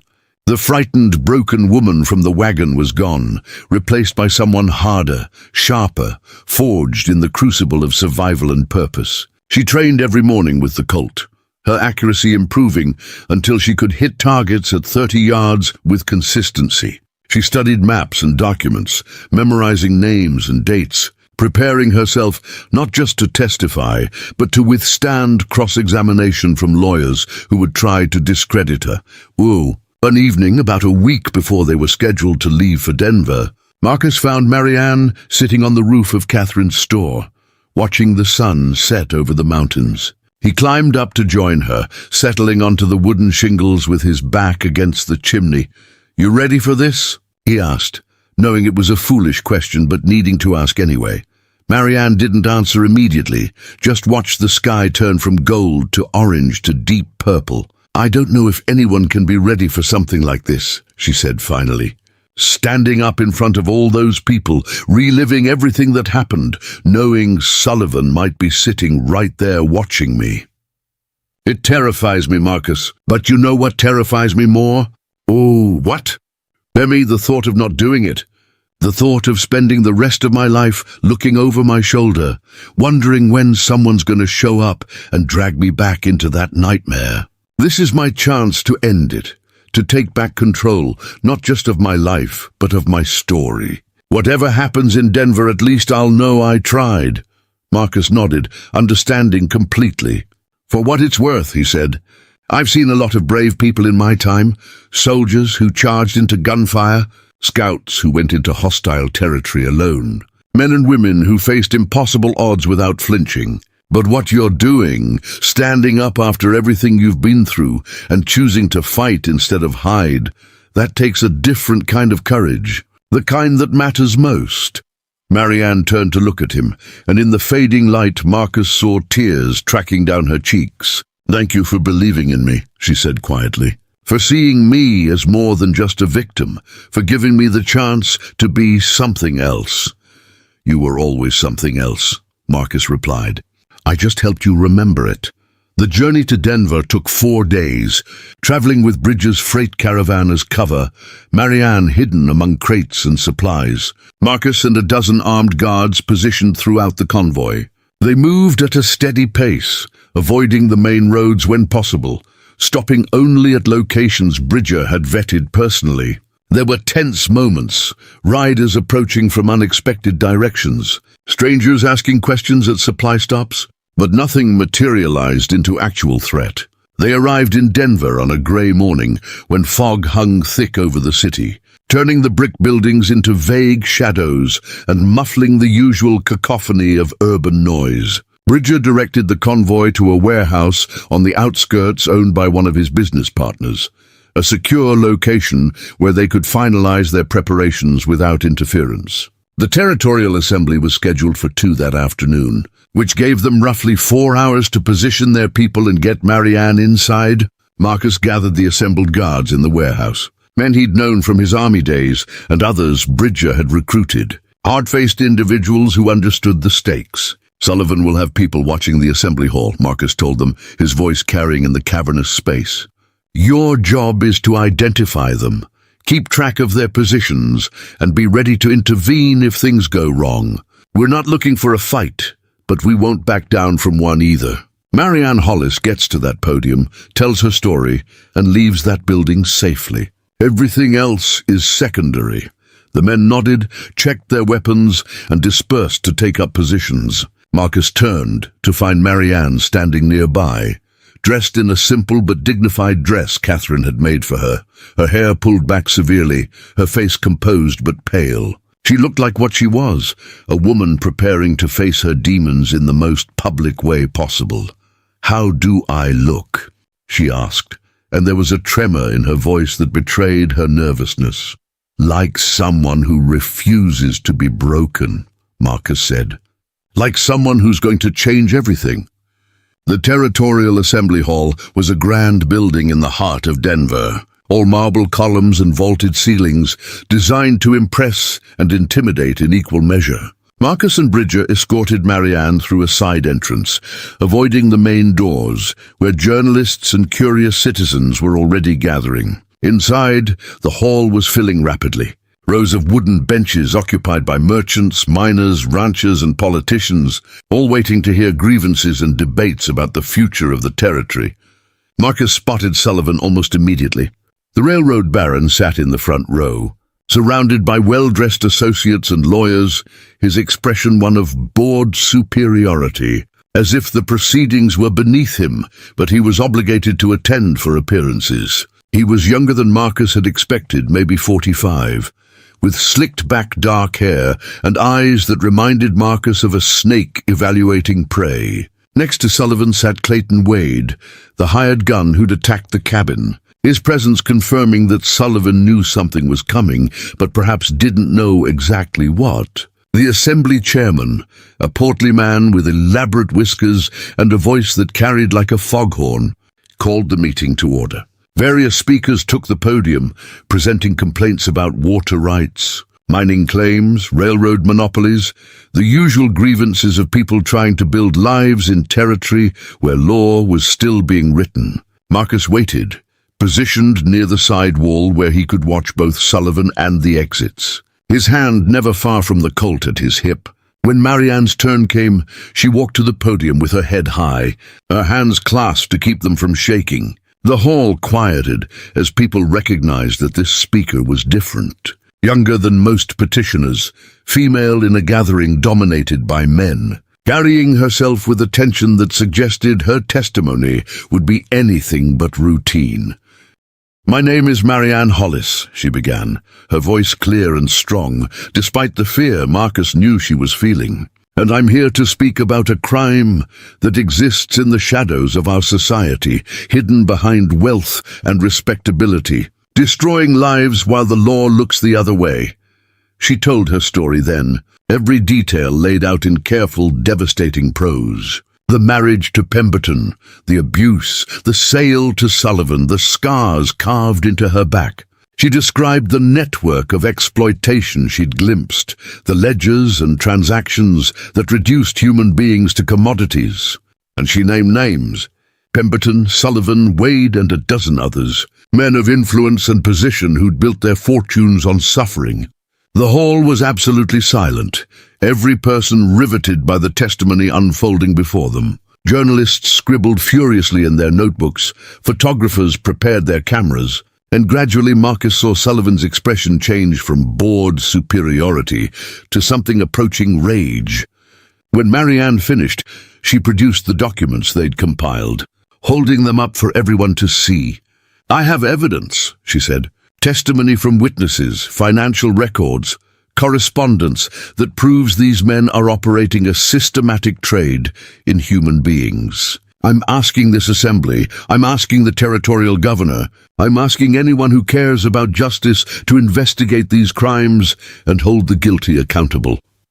Sullivan stood abruptly, his face flushed with anger. "This is slander," he shouted, his voice cutting through the hall. "Lies told by a disturbed woman who's clearly mentally unstable. I've never seen this person before in my life, and I demand that she be removed immediately for making false accusations." But before anyone could respond, Mrs. Eleanor Shaw stood from her seat near the back, her voice trembling but determined. "It's not lies," she said. "I worked in Charles Pemberton's household. I saw what he did to her. I saw the ledgers, the correspondence with you. Mr. Sullivan, every word she's spoken is true." Then others stood, the witnesses Bridger had gathered, each one adding their voice to Marianne's, corroborating her story, filling in details that made the picture undeniable. Sullivan looked around wildly, realizing that this wasn't just one woman's accusation, but a coordinated exposure, a trap he'd walked into without knowing. Wade moved toward the podium, his hand going to his coat where Marcus knew he kept a pistol, but Marcus was faster. He stepped into Wade's path, his own hand on his Colt, and the message was clear: "Touch her and die." Wade stopped, his eyes meeting Marcus's, and in that moment some calculation passed through the hired gun's mind, some recognition that this fight was lost before it started. The assembly chairman, sensing that the situation was spiraling toward violence, banged his gavel repeatedly. "Order," he shouted. "Mr. Sullivan, sit down. Miss Hollis, your testimony is entered into the record. This assembly will refer these allegations to the territorial attorney for investigation. Guards ensure that all parties remain present until law enforcement arrives." What followed was chaos of a different sort. Journalists mobbing Marianne with questions, territorial marshals arriving to take statements, Sullivan and his associates being escorted from the hall under heavy guard, while he shouted threats and promises of legal retaliation. Marcus stayed close to Marianne throughout, a protective presence that made it clear she wasn't alone, wasn't vulnerable despite what she'd just put herself through. By evening, the story was spreading through Denver like wildfire, newspaper boys shouting headlines about railroad barons and human trafficking, editorial writers calling for immediate investigation and prosecution. Bridger's warehouse had become an impromptu command center, filled with lawyers offering to help, former victims coming forward with their own stories, and territorial officials trying to get ahead of a scandal that threatened to topple some of the territory's most powerful figures. Marcus found Marianne sitting in a quiet corner of the warehouse, exhausted and overwhelmed by everything that had happened. He sat down beside her, offered her a cup of water, and they sat in silence for a long moment. "Did we win?" Marianne asked finally, her voice small and uncertain. Marcus considered the question carefully. "We started something," he said. Whether it's a win depends on what happens next, on whether the law actually follows through, on whether public pressure forces action. But you stood up, Marianne. You told your truth in a way that can't be ignored or suppressed. That matters regardless of what comes after. Marianne nodded slowly, and then for the first time since Marcus had known her, she smiled. Not a big smile, not joy exactly, but something quieter, deeper, the satisfaction of someone who'd faced their demons and survived. "I'm not afraid anymore," she said. "Whatever Sullivan tries, whatever happens with the investigation, I'm not afraid, because I know now that I can fight back, that I'm not helpless." The weeks that followed brought both vindication and frustration. The territorial attorney, under intense public pressure, launched a formal investigation into Sullivan's operations. Several of his associates were arrested, ledgers were seized, and gradually the full scope of the trafficking network began to emerge. Sullivan himself fled Denver before he could be taken into custody, disappearing into the maze of rail lines and safe houses his money had built. Clayton Wade was arrested but released on bail and promptly vanished as well. For Marianne, the aftermath was complicated. She testified again, this time in depositions and preliminary hearings, her story picked apart by defense lawyers looking for inconsistencies. The scars on her back were photographed as evidence, a violation that felt almost as invasive as the original injury. But through it all, she maintained her composure, supported by Marcus and Bridger and a growing network of advocates who recognized her courage. 6 months after the assembly, Marianne made a decision. She would return to Marcus's cabin, not as a refugee or a victim, but as a partner. Together, they would work the land, build something sustainable, create a life defined by choice rather than circumstance. Marcus agreed without hesitation, understanding that for Marianne, the cabin represented not captivity, but the first place she'd felt safe. The beginning of her transformation. On the day they left Denver to ride back into the mountains, Marianne stood on the street outside Bridger's office, looking at the city that had been the site of both her greatest trauma and her greatest triumph. "Do you think they'll ever catch Sullivan?" she asked Marcus. "Maybe," Marcus said. "Or maybe he'll spend the rest of his life running, looking over his shoulder, knowing that his empire is gone and his name is synonymous with evil. Either way, he lost what mattered most. Power built on cruelty doesn't last, Marianne. It collapses eventually. And the fall is always hard." They rode out together, 2 figures on horseback, heading toward the high country, toward a future they would build together through work and patience, and the quiet determination to be more than what the world had tried to make them. The mountains rose before them, massive and eternal, and Marcus felt something settle in his chest, a sense of rightness, of purpose fulfilled. Behind them, Denver continued its transformation, newspapers still running stories about the Sullivan scandal. Lawyers and judges working through the legal complexities of dismantling a criminal enterprise that had operated with impunity for years. Change was slow, justice uncertain, but seeds had been planted, conversations started, and sometimes that was enough. When they reached the cabin 3 days later, Marianne dismounted and stood looking at it for a long moment. The building where she'd arrived as cargo and left as a person, where she'd learned to shoot and to trust and to imagine a future beyond survival. Marcus stood beside her waiting, and finally she turned to him with that small, quiet smile he'd come to recognize. "I'm home," she said, and the word carried weight, meaning the simple truth of someone who'd finally found a place where they belonged. Marcus nodded, understanding completely. "Yeah," he said. "You are." They went inside together and Marcus built a fire while Marianne unpacked their supplies. The familiar routines reasserted themselves. Coffee brewing, food prepared, the comfortable silence of 2 people who no longer needed to fill every moment with words. As evening fell and the fire burned low, they sat across from each other at the worn wooden table, and Marcus raised his cup in a quiet toast. "To surviving," he said. Marianne raised her own cup, met his eyes across the table. "To more than surviving," she corrected gently. "To living." And in that moment, in a cabin tucked away in the Colorado Rockies, two people who'd been broken by the world found something rare and precious, not happiness exactly, but peace. The knowledge that they'd fought for what mattered and emerged on the other side, changed but undefeated. The scars remained, physical and emotional, reminders of battles fought and survived. But they no longer defined everything, no longer limited what was possible. Outside, the mountains stood eternal, and the stars emerged one by one in the darkening sky. The world continued its endless cycle of cruelty and kindness, of people who harmed and people who healed. But here, in this small corner of wilderness, Marcus Darkwater and Marianne Hollis had carved out something different. A space where mercy trumped vengeance, where standing up mattered more than winning, where two damaged souls could build something whole. And maybe, Marcus thought as he watched Marianne staring into the fire with that new strength in her eyes, maybe that was the point all along. Not to defeat evil completely, which was impossible, but to resist it person by person, choice by choice, to stand between cruelty and its victims, and refuse to move. His mother had been right all those years ago. Bearing witness mattered.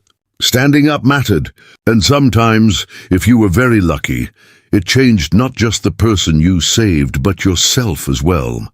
The fire crackled, the wind whispered through the pines, and in the quiet of that mountain cabin, two people who'd found each other through the worst of circumstances began the slow, patient work of building a life worth living. Up next, you've got two more standout stories right on your screen. If this one hit the mark, you won't want to pass these up. Just click and check them out, and don't forget to subscribe and turn on the notification bell so you don't miss any upload from us.